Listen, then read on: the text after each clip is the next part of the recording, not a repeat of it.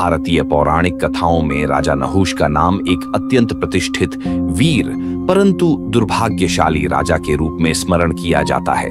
वह चंद्रवंश के एक तेजस्वी सम्राट थे जिन्होंने अपने पराक्रम से देवलोक तक का राज्य संभाला, किंतु अंततः अपने अहंकार और अधर्म के कारण पतन को प्राप्त हुए। यह कहानी केवल उनके उत्थान और पतन की ही नहीं बल्कि मनुष्य के भीतर छिपे अहंकार के परिणामों की भी गहन व्याख्या करती है।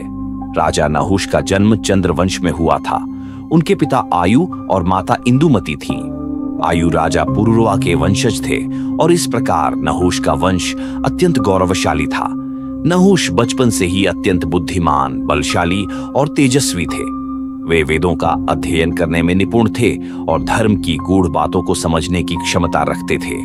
उनके भीतर एक आदर्श राजा बनने के सभी गुण मौजूद थे: नीति, साहस, करुणा और त्याग।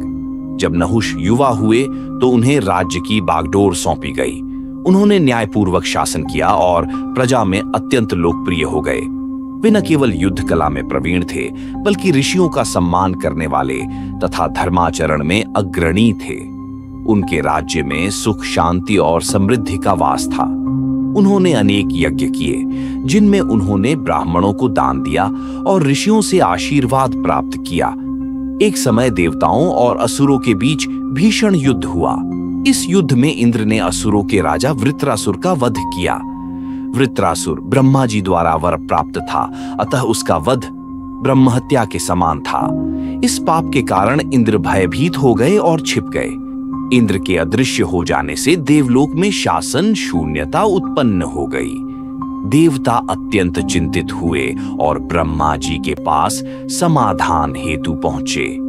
ब्रह्मा जी ने कहा, नहुष अत्यंत तेजस्वी और धर्मपरायण राजा हैं। उन्हें ही कुछ समय के लिए इंद्रपद दिया जा सकता है। देवताओं ने नहुष को देवलोक आमंत्रित किया और उनका इंद्र के रूप में अभिषेक किया। नहुष ने विनम्रता से यह दायित्व स्वीकार किया। प्रारंभ में उन्होंने देवलोक में भी अत्यंत संतुलित और धर्मपूर्ण शासन किया। ऋषियों ने उनकी प्रशंसा की, देवताओं ने उनका समर्थन किया और सभी लोगों में उनका नाम गूंजने लगा। धीरे धीरे नहुष के भीतर अहंकार जन्म लेने लगा। देवलोक की भोग विलासिता और इंद्र का अधिकार उन्हें अपने मन का बना बैठा। अब वे केवल राजा नहीं, स्वर्ग के अधिपति बन चुके थे।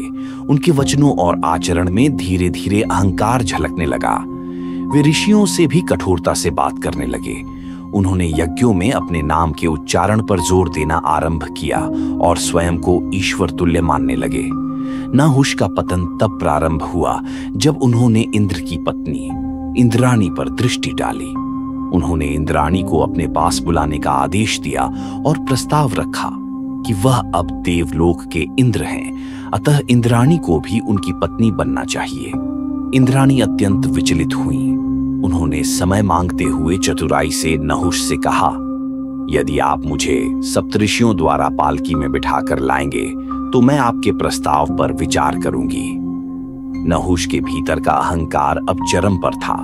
उन्होंने सप्तऋषियों को आदेश दिया कि वे इंद्राणी को लेकर उनके पास पालकी में आएं। ऋषियों ने विवश होकर यह कार्य स्वीकार किया।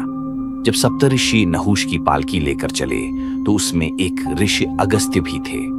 पालकी धीमे चल रही थी जिससे नहुष को क्रोध आया। उन्होंने क्रोधित होकर पालकी को गति देने के लिए कहा, सर्प सर्प जल्दी चलो। सर्प शब्द से ऋषि अगस्त्य अपमानित हुए। उन्होंने कहा, तुम हमें सर्प कहते हो, जाओ अब तुम सर्प ही बनो।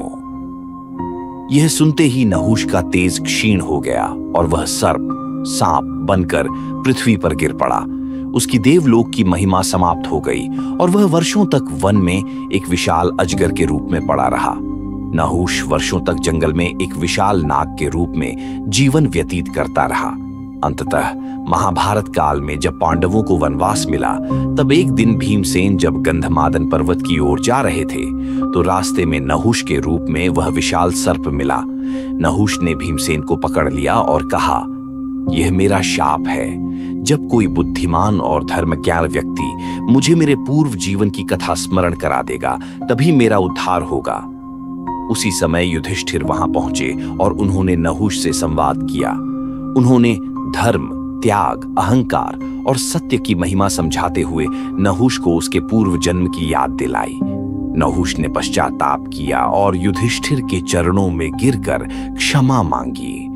उसी क्षण उसका शाप समाप्त हो गया और वह दिव्य शरीर धारण कर स्वर्ग को चला गया।